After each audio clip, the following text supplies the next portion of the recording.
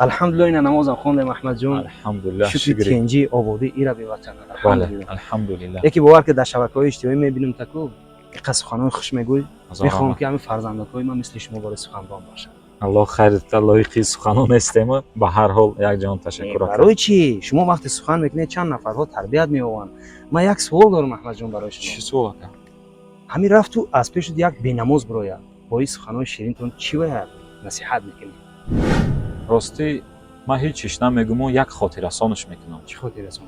خاطرسانش میکنم که اولین پرسش روز قیامت از نماز بود. حق جانب شماست. بله. به سجده به درگاه خدا ره نتوان یافت. گر کعبه روانی دری آن خانه نماز است. الله برکت. صلاتي دوما ضياء حياتي، صلاتي عماد